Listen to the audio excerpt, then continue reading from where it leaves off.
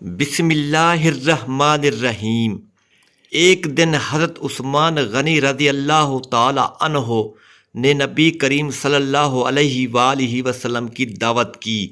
جب نبی کریم صلی اللہ علیہ وآلہ وسلم حضرت عثمان غنی رضی اللہ عنہ کے گھر کے طرف تشریف لے کر جا رہے تھے تو حضرت عثمان غنی رضی اللہ عنہ نے آپ صلی اللہ علیہ وآلہ وسلم کے پیچھے پیچھے چل رہے تھے اور آپ صلی اللہ علیہ وآلہ وسلم کے قدموں کی تعداد گن رہے تھے۔ سرکار دو عالم صلی اللہ علیہ وآلہ وسلم نے جب منہ موڑ کر یہ معاملہ دیکھا تو مسکرا کر پوچھا، اے عثمان رضی اللہ عنہ کیا کر رہے ہو؟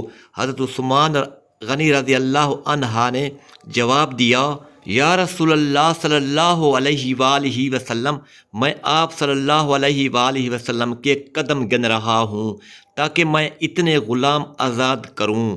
اللہ تعالیٰ کے حضور سر سجود ہو گئیں اور دعا مانگنے لگیں، اے اللہ، تیری بندی فاطمہ رضی اللہ عنہا نے تیرے حبیب محمد صلی اللہ علیہ وآلہ وسلم اور ان کے اصحاب کی دعوت کی ہے، تیری بندی کا صرف اور صرف تجھ پر بھروسہ ہے، لہٰذا اے میرے مالک و خالق، آج تو فاطمہ رضی اللہ عنہا کی لاج رکھ لے اور اس دعوت کے لیے کھانوں کا انتظام عالم غیب سے فرما۔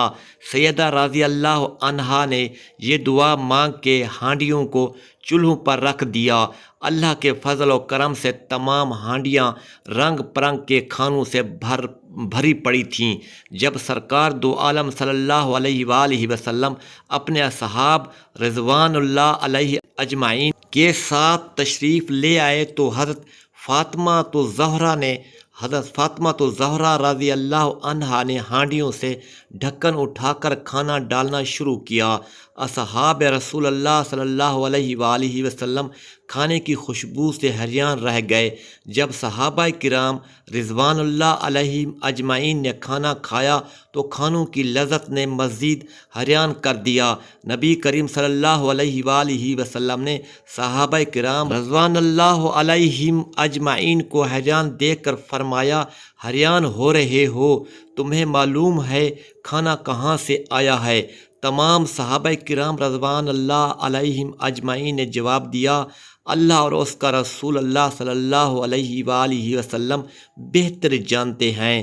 سرکار دو عالم صلی اللہ علیہ وآلہ وسلم نے فرمایا، حضرت فاطمہ رضی اللہ عنہا نے یہ کھانا ہم لوگوں کے لیے جنت سے منگوا کر دعوت کی ہے۔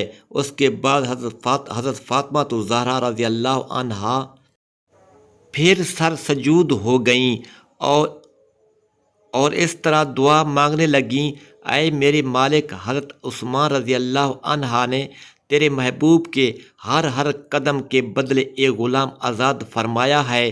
فاطمہ رضی اللہ عنہا کے پاس اتنی استطاعت نہیں کہ وہ غلام آزاد کرے۔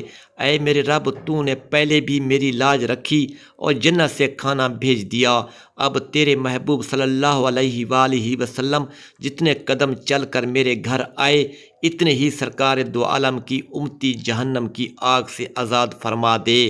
ادھر سیدہ فاطمہ تو زہرا رضی اللہ عنہا اس دعا سے فارغ ہوئیں، ادھر جبرائیل علیہ السلام وحی لے کر حضرت محمد صلی اللہ علیہ وآلہ وسلم کے پاس حاضر ہو گئے اور بشارت سنانے لگے، یا رسول اللہ صلی اللہ علیہ وآلہ وسلم نے آپ کے ہر قدم کے بدلے 1000 گنہگار امتیوں کو بخش دیا اور جہنم سے آزادی عطا کر دی ہے۔